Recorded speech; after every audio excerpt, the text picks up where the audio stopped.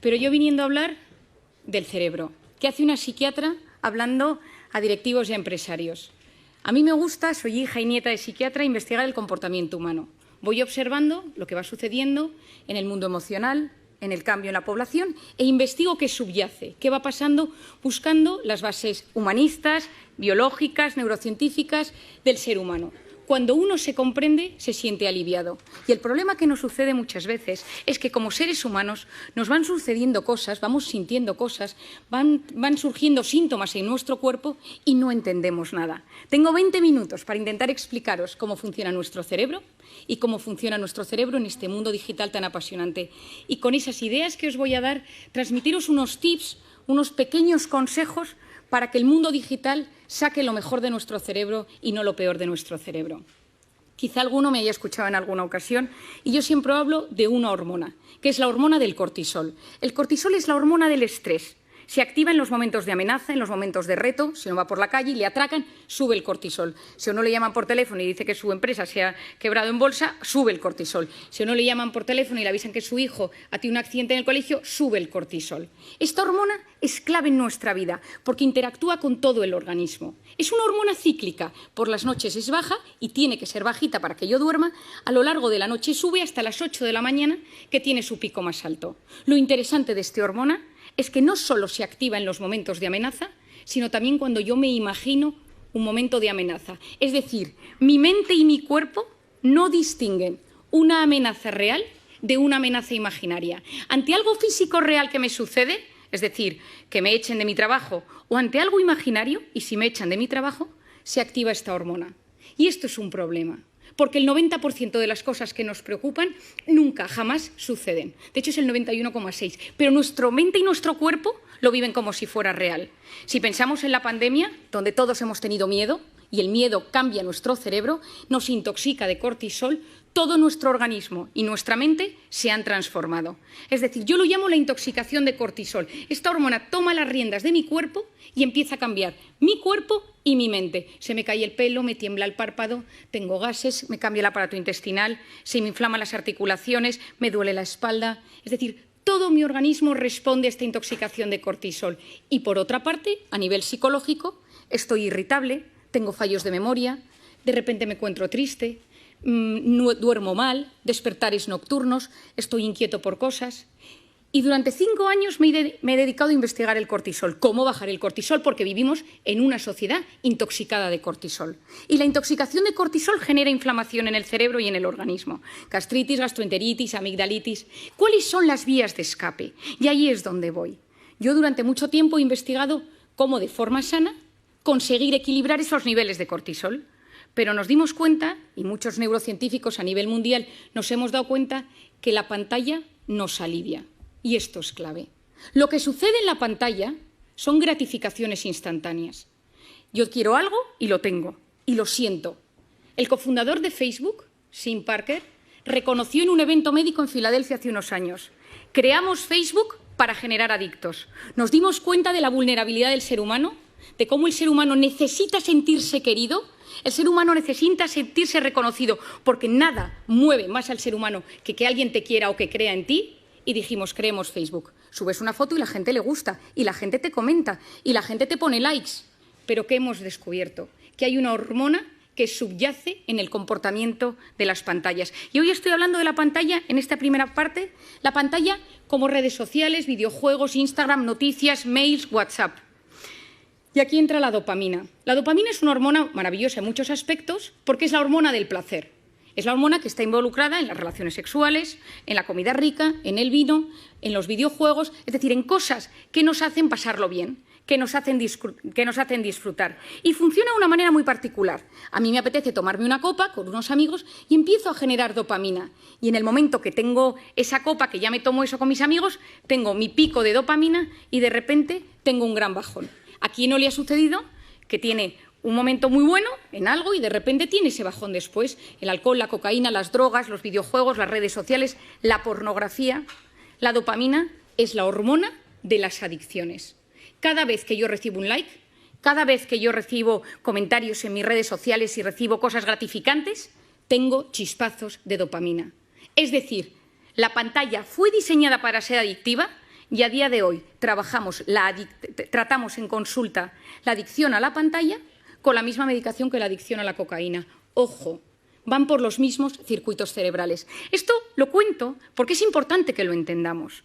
Es decir, nuestro cerebro no es inmune a tener pantalla todo el rato. Es cierto que nos ha salvado en un momento de pandemia. Es cierto que ayuda a acercar a nivel empresarial, educativo, en muchísimos aspectos. Pero necesitamos conocer cómo funciona y cómo activa nuestro cerebro para ser capaces de enfrentarnos de la mejor manera posible a ello.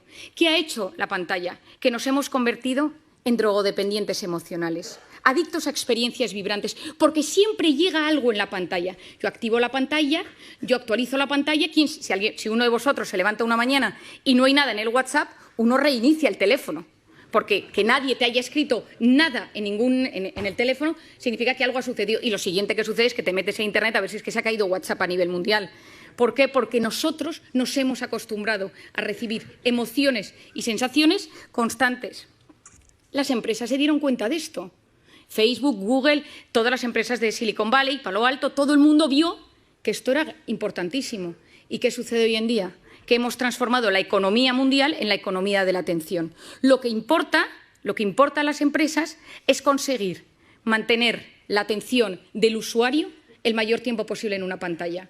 Es decir, nos han captado nuestra atención y es mucho más fácil secuestrar nuestros instintos que dominarlos. Es decir, como es algo tan impulsivo, me siento querido, me contestan, estoy metido en un grupo, me hacen caso, escribo, me meto, busco, compro, tengo hambre, pido un globo, quiero un sushi, me apetece, quiero quedar con alguien, me descargo Tinder. Es decir, gratificación instantánea, lo quiero todo y lo quiero ya. Y si nos damos cuenta, las dos únicas cosas que realmente nos hacen felices en esta vida, las dos únicas cosas que realmente llenan el corazón del ser humano, son el amor de pareja, el amor a los padres, el amor a los hijos y el trabajo bien hecho.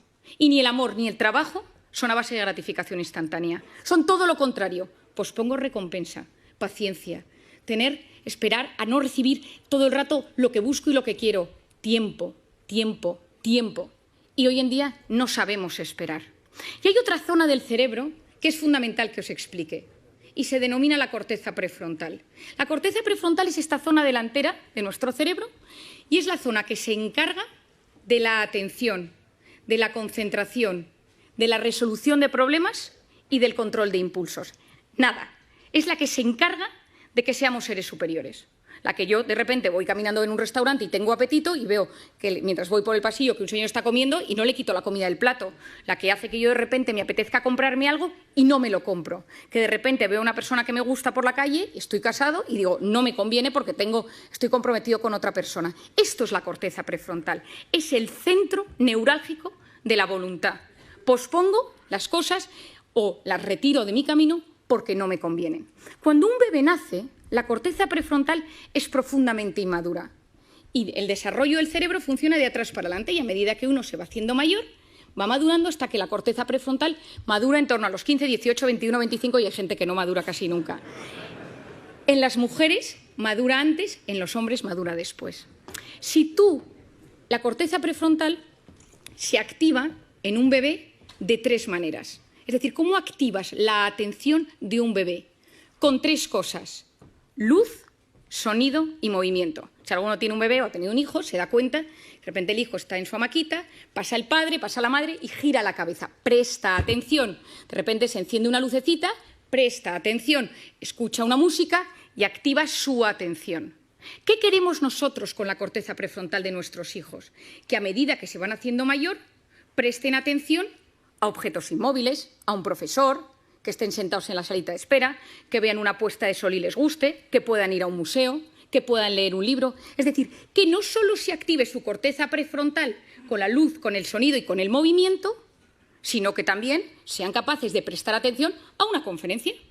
¿Qué pasa si yo le doy a mi hijo una tablet, un iPad, lo que sea, con 6 meses, con 1 año, con 2 años, con 3 años? Y yo se la pongo. ¿Qué es la tablet?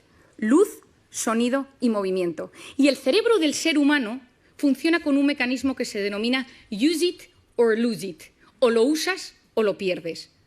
¿Quién de nosotros tiene mejor hipocampo, centro de la memoria, desde que usa Wikipedia? Nadie. Todos se nos atrofió el hipocampo. ¿Quién de nosotros se orienta mejor desde que usa Google Maps para todo? Nadie. porque nuestro cerebro, cuanto más utilizas herramientas externas, más se atrofian las herramientas internas. Si yo utilizo la corteza prefrontal siempre para estimularme desde fuera, luz, sonido y movimiento, ¿qué es lo que está sucediendo? Que la corteza prefrontal de los jóvenes no está madurando de forma correcta. ¿Y esto qué consecuencias tiene? Seguro que habéis oído hablar del famoso TDAH, trastorno por déficit de atención e hiperactividad. Falta de atención, falta de control de impulsos, corteza prefrontal. 10% de los niños del primer mundo medicados por TDAH. Medicaciones que no son inocuas. Hay veces que son necesarias. ¿Es solo la culpa de la pantalla? No es solo. Pero la pantalla no está ayudando. ¿Por qué? Porque si yo quiero ayudar a que se desarrolle bien mi corteza prefrontal, necesito posponer el uso de la pantalla en los niños. Si nosotros, que somos adultos, que nos educaron sin pantalla en nuestra corteza prefrontal, ya nos damos cuenta que constantemente esto nos alivia, esto nos ayuda, no podemos vivir sin el teléfono, nos damos cuenta que nos lo hemos olvidado y hay un sudor frío por la espalda, que somos conscientes de que lo necesitamos, lo llevamos colgados y a veces incluso algunos pegados en la mano como si fuera un reloj. Imaginemos en niños que tienen su corteza prefrontal en plena fase de maduración. Y necesitamos niños con criterio, necesitamos chicos que sean capaces de saber discernir el bien del mal, de buscar la información. Estamos enamorados de la superficialidad porque no somos capaces de profundizar. El otro día le compré a mi hijo mayor un libro de los 5, que yo supongo que aquí todo el mundo lo ha leído, y me quedé horrorizada. El libro ha cambiado, ya no hay textos descriptivos, solo son una especie de dibujos con textos de aventuras. Y le pregunté, escribía a la editorial y me dijeron, es que nos hemos adaptado a los nuevos tiempos y a la capacidad de lectura que tienen los niños hoy en día. Me quedé preocupadísima. Es decir, no somos ni siquiera capaces de leer. Antes leíamos una novela, la leíamos 2 horas y al día siguiente la retomábamos y nos acordábamos de los personajes. Ahora, durante el tiempo que estamos leyendo, nuestra cabeza está conectada a la pantalla y esto es dopamina y corteza prefrontal. Necesitamos potenciar la corteza prefrontal del ser humano del siglo XXI. ¿Significa que tengo que coger mi teléfono y tirarlo a la basura? Por supuesto que no. Significa que soy yo quien domino el dispositivo y no el dispositivo el que me domina a mí. Es decir, cada vez que yo cojo el teléfono, que se enciende la pantalla, algo está pasando en mi cerebro. ¿Y cuándo cogemos el teléfono? Fuera del plano profesional. ¿Cuándo utilizamos el teléfono? En 2 momentos. Cuando uno está aburrido o cuando uno está estresado. Uno está escuchando una charla, está escuchándome hoy, está de repente, ¿quién no le ha pasado en estas múltiples entrevistas o sesiones por Zoom eternas? Y que uno se da cuenta que no es capaz de seguir el hilo de la conversación y su cerebro le pide el teléfono. ¿Por qué? Porque me estoy aburriendo, me estoy poniendo nervioso porque no me entero bien. Es decir, nuestro cerebro, ante el aburrimiento o ante el estrés, nos pide pantalla.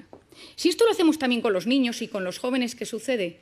Que no estás dejando a los niños aburrirse y el aburrimiento es la cuna del asombro y de la creatividad. Nadie ha descubierto nada grande en un momento de hiperestimulación, en un momento ajetreado.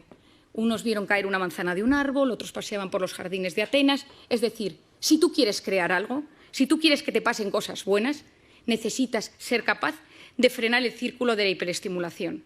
Y te tienes que empezar a aburrir, porque cuando tú te aburres o dejas que tu hijo se aburra, pasan cosas en el cerebro.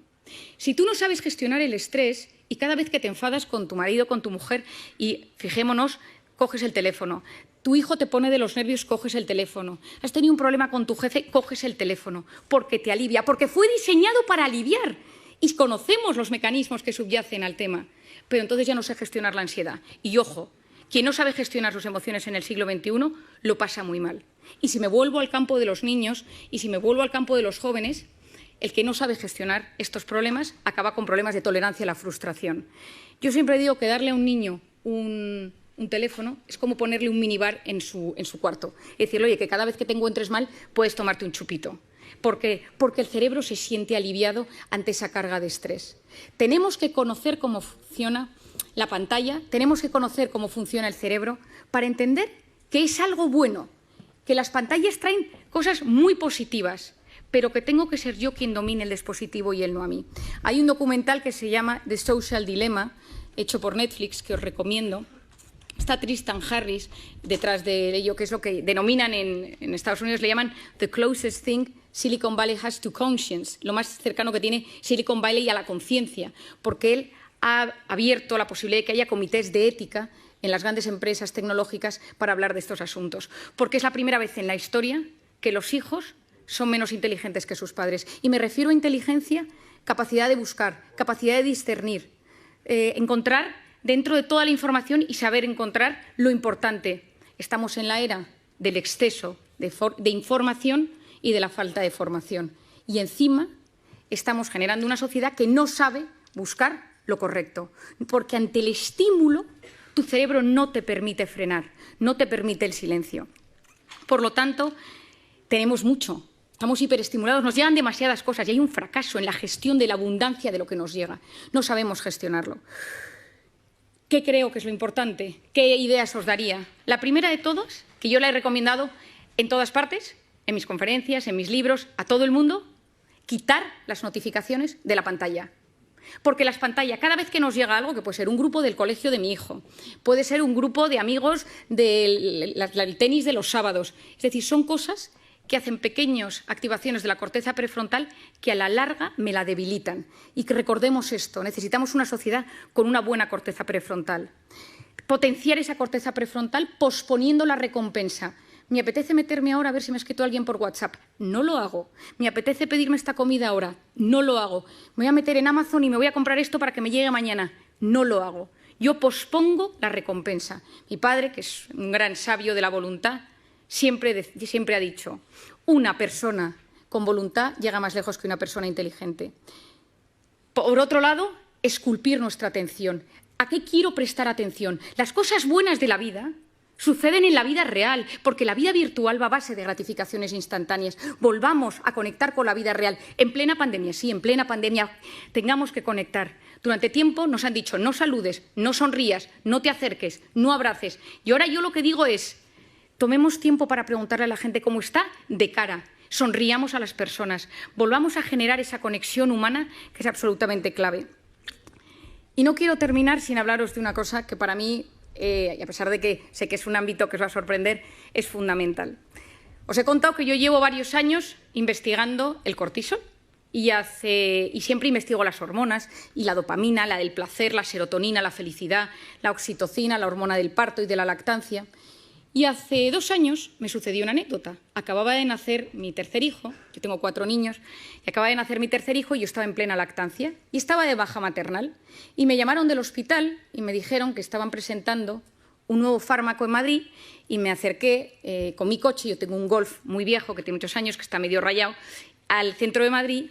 Me puse mona, me subí a mi tacón y me acerqué, esto ahora os explico por qué os doy este dato, y entonces yo iba en el coche y dejé el coche aparcado en la planta -3 de un parking infernal en el centro de Madrid. Subí al hotel, estuve en la presentación, pero ya me tocaba volver a dar de comer al pequeño y volví al parking. Y cuando iba andando por el parking, veo que un tipo con mala pinta me sigue.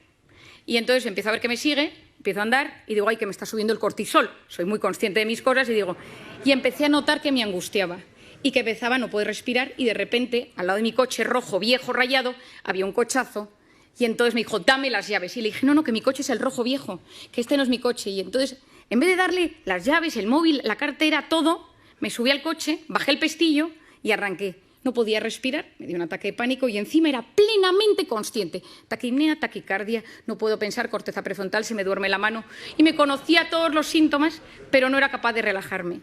Arranqué, salí corriendo del parking y cuando subía por la Castellana, llamé a mi marido casi sin poder hablar, me han atracado por la calle, y entonces, y tal, y mi marido, ¿pero te han secuestrado? No, y me dio encima que se agobia, ¿no? Y yo, no, voy a casa, y llegué a casa, subí corriendo, y la persona que estaba cuidando del bebé me dio al bebé literalmente en brazos, y entonces yo, corriendo, me lo puse al pecho para que pudiera comer, y entró mi marido en la habitación. ¿Pero qué te ha pasado?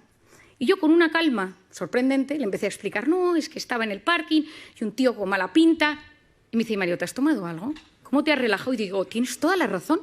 Digo, este pico de cortisol tarda 6 horas en bajar.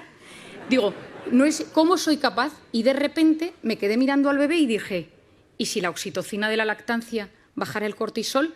Y esta me puse nerviosa. Me metí en internet, me puse a buscar y efectivamente, si estimulamos la oxitocina, bajamos el cortisol. Y entonces me he dedicado estos 2 años a investigar la oxitocina. Como no nos podemos poner a lactar todos los que estamos aquí, he buscado todas las maneras que existe para que podamos generar oxitocina. Y creo que nos encontramos en un momento de intoxicación de cortisol, de incertidumbre, de caos, de miedo, de reconfiguración, de readaptación, donde hay que potenciar la oxitocina. Es la hormona de la empatía, es la hormona de los abrazos. Lo que funciona son 8 segundos. Yo a la gente la tengo un poco cortada porque la abrazo 8 segundos, que la gente lleva 2 años sin abrazarse, y al tercer segundo le digo, relájate que quedan 5. Abrazos de 8 segundos bajan los niveles de cortisol. Mirar a alguien a los ojos y escucharle sin teléfono delante. Te escucho y no te juzgo. Estoy a tu lado. Me ilusiono de lo que me cuentas. Dedico tiempo a hacerte feliz. Esto es la oxitocina, es la hormona de los vínculos, es la hormona de lo que yo llamo las personas vitamina. Por lo tanto, en esta sociedad, en este momento donde todavía hay mucho cortisol, donde todavía hay mucho miedo, donde nos estamos adaptando, volvamos a la vida real. Potenciemos la oxitocina de las relaciones humanas y convirtámonos en personas vitamina. Muchas gracias.